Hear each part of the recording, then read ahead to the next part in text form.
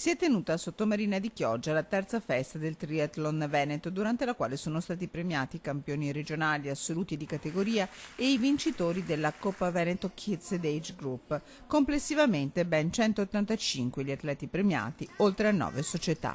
È in crescita tutto il triathlon e chiaramente anche il mondo dei giovani.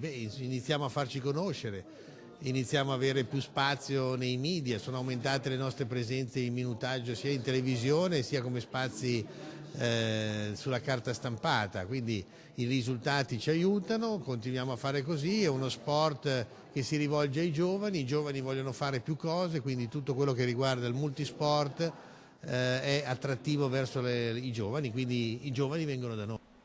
Il movimento regionale della multidisciplina sta infatti attraversando un buon momento di salute. Per il 2014 all'attivo 2144 tesserati, tra cui 1839 atleti, 183 dirigenti, 59 tecnici e 20 giudici di gara. Non possiamo non parlare del miglior atleta che la storia del triathlon italiano ha ad oggi, che è Alessandro Fabian, atleta padovano, si allena a Marostica con il sottoscritto e rappresenta veramente l'immagine sana e agonisticamente di eccellenza del triathlon.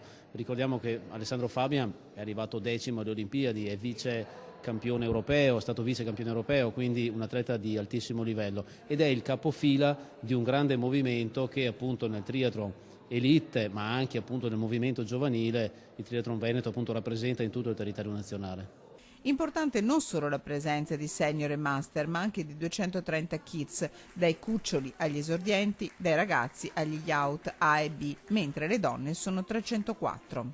Se devo parlare di numeri, ovviamente quest'anno sono stati veramente numeri importanti, abbiamo fatto un più 15% sia a livello di tesserati che a livello di società iscritte alla federazione, ma soprattutto di atleti partecipanti alle nostre manifestazioni organizzate nel Veneto. Ce ne sono ben tante e di tutte le discipline, ci manca soltanto ancora il Winter Triathlon, poi stiamo organizzando tutte le discipline del triathlon.